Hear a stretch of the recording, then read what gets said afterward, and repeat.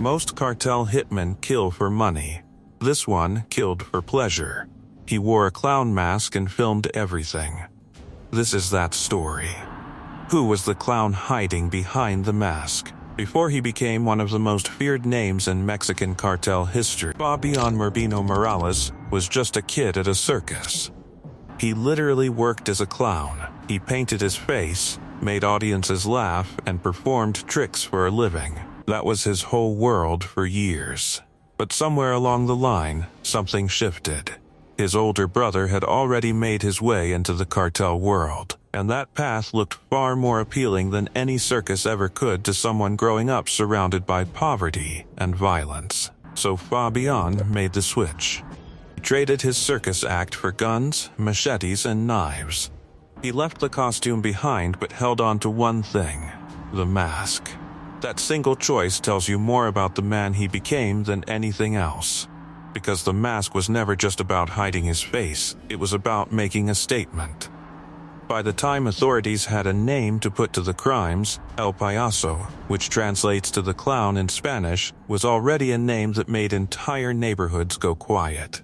A former circus performer had become one of Mexico's most wanted killers. How did a circus clown become Mexico's most feared hitman? Fabian Morales did not walk straight from the circus into the CJNG. He started somewhere smaller. His first real cartel work was with Los Metros, a faction tied to the Gulf Cartel operating near Reynosa, right on the Texas border. This is where he first made his name. Not for following orders efficiently or being reliable, but for the specific way he carried things out. He did not just kill when given a target. He went further than anyone expected or asked for. He built his own crew inside Los Metros, and every single one of them wore the same clown mask he did. It was theatrical, terrifying, and completely deliberate. Word spread fast. By the time the CJNG came calling and absorbed Los Metros into their structure, El Payaso was part of the deal. And El Mencho, the cartel boss who had spent years building the most feared organization in Mexico, saw exactly what he had acquired. A man with no limits, a loyal crew of killers in matching costumes, and a talent for making the kind of impact that left entire rival networks paralyzed with fear before a single shot was ever fired. What made El Payaso different from every other cartel killer? Mexico's cartels have never been short on violent men. The CJNG alone had thousands of armed sicarios. So what made El Payaso different? The answer is not what he did, it is how he felt while doing it. Most hitmen in the cartel world operate with detachment. They carry out an order, they move on. It is a job. El Payaso was not like that. He enjoyed it, and that distinction, small as it might sound, changes everything about how dangerous a person truly is. When someone takes genuine pleasure in the suffering of another human being, there is no line they will not cross, no order they will refuse if it means they get to go further. El Payaso tortured rivals slowly and deliberately. He engaged with them while they were dying. He mocked them. He laughed with his crew while doing it. He filmed all of it and made sure it spread. The CJNG used violence as a business tool. El Payaso used it as entertainment. And the footage he left behind became some of the most disturbing content ever attributed to any cartel in modern history. How did El Mencho build his army of monsters? To understand why a man like El Payaso could rise to such a powerful position inside the CJNG, you need to understand the man who built the organization from nothing. Nemesio Oseguera Cervantes, known as El Mencho, was born in 1966 into extreme poverty in Michoacan. He started moving drugs through the avocado trade as a teenager, got caught, illegally immigrated to the United States, committed more drug-related crimes, got deported and came back harder than before. In 2009, he launched his own cartel. He had studied the militarized model of Los Zetas and decided to take it further. Not just soldiers. A full military-style structure with rifles, army tanks, grenades, drones, and even rocket-propelled grenades used to shoot down military helicopters. But weapons alone do not build an empire based on fear. El Mencho understood he needed something more. He needed people who could deliver psychological terror so extreme that rivals would not even consider fighting back. El Payaso fit that perfectly. When El Mencho saw what El Payaso did to enemies, he did not flinch. He promoted him to commander. What happened in the video that shocked even hardened criminals? There is a video. It surfaced roughly a decade ago, and the details of what it contains are the kind of thing that stay with you long after you hear them described. The footage is called Quiero Agua, which means, I want water. Do not go looking for it. What follows is based entirely on what has already been publicly documented and reported. The CJNG clown crew had kidnapped a rival cartel member, believed to be a former associate of La Familia. By the time filming started, the victim had already had the skin removed from his face and other parts of his body. He was still alive. The men in clown masks were laughing. They taunted him, demanded he say their names, and kept asking him questions. When the man's voice came out barely audible, the clowns found it funnier. At one point they asked him repeatedly if he wanted water. He could not properly form words. No water ever came. The video spread across dark web channels and became one of the most referenced pieces of cartel violence ever documented. It was not random cruelty, it was a calculated message. Why did El Mencho want psychopaths like El Payaso on his team? This is the part that seems hard to understand on the surface. El Mencho was not a disorganized man. The CJNG was not a loose street gang running on chaos. It was a structured, disciplined, and financially sophisticated criminal enterprise. According to the DIA, the cartel had active cells in all 50 U.S. states. It was generating billions of dollars annually from cocaine, fentanyl, and methamphetamine. So why would a cartel boss running something close to a Fortune 500 operation want someone as extreme as El Payaso anywhere near it? Because terror is a product, fear is a market tool. Every video El Payaso posted, every body left on display, every act of torture that spread through rival networks made the CJNG's reputation grow in a way no weapon or soldier count ever could.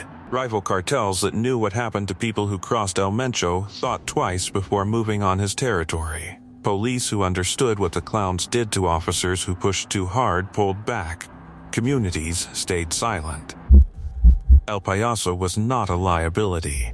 He was a deliberate piece of a strategy, built entirely around making people too afraid to stand up. How did El Payaso's clown army terrorize an entire country? El Payaso never worked alone.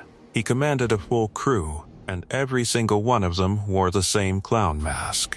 They moved openly through streets in armed convoys. Footage that surfaced shows cartel vehicles with men in clown gear carrying assault rifles, fitted with grenade launchers, heavy machine guns, and 50 caliber sniper rifles on full public display. They were not hiding. Hiding was never the point. The point was to be seen. To be impossible to forget. They attacked police convoys in broad daylight. They ambushed military operations. They positioned bodies in locations chosen specifically for visibility. When they executed someone, it was filmed. When they tortured someone, it was filmed. When it was done, it was uploaded. The clown masks turned every act of violence into something visually unforgettable in the worst way imaginable. The combination of something absurd and something monstrous activates a different kind of fear in the brain than anything else. It is not just frightening, it is destabilizing. And that is exactly what it was designed to be. Entire towns fell into compliance when word of the clown convoys reached them. The mask became a symbol of total domination. What finally brought down Mexico's most feared hitman?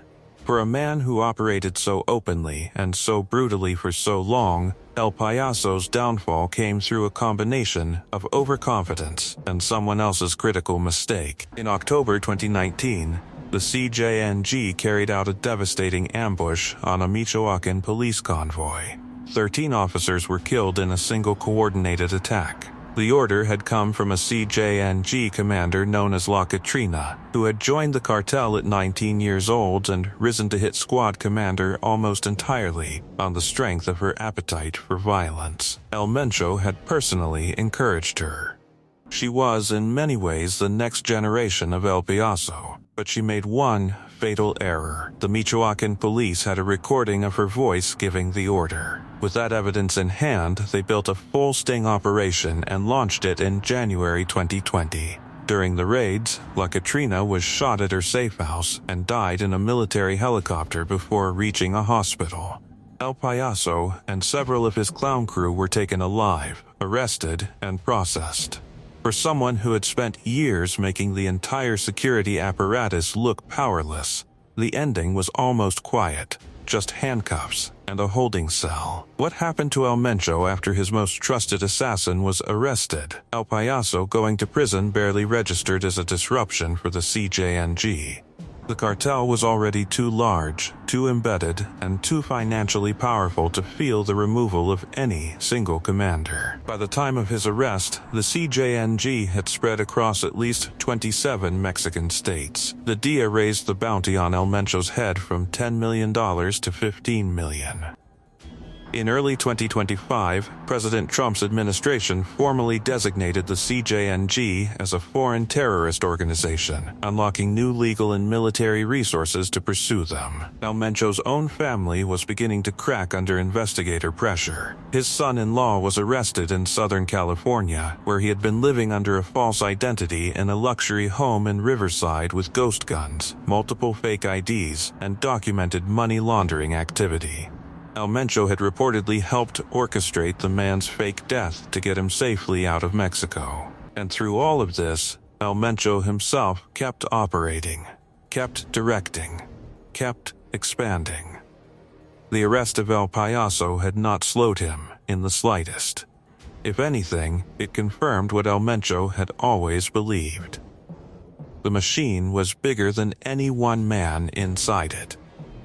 Is the legacy of El Payaso finally over? In early 2026, the Mexican military, working in coordination with U.S. intelligence, carried out an operation in the western state of Jalisco. The result was something most people in the cartel world thought would never come. El Mencho was killed. The man who had built the CJNG from poverty-stricken avocado farmland into a global criminal empire. The man who had specifically recruited El Payaso and turned him into a tool of mass psychological terror was dead after military personnel returned fire during a coordinated cartel operation. The CJNG responded within hours. Suspected members set up over 250 roadblocks across 20 Mexican states, torching vehicles, shutting down businesses, and bringing entire regions to a standstill. The U.S. Embassy issued an emergency warning telling American citizens to shelter in place. A new figure, reportedly going by the name El Yogurt, began circulating as the next leader. Analysts who study these organizations are quick to point out that the CJNG was built specifically not to collapse when a single figure falls. El Payaso is in a prison cell. El Mencho is dead. Two of the most dangerous figures this cartel ever produced are gone. The cartel is still running. It was always built to outlast the men who made it. Subscribe for more stories like this.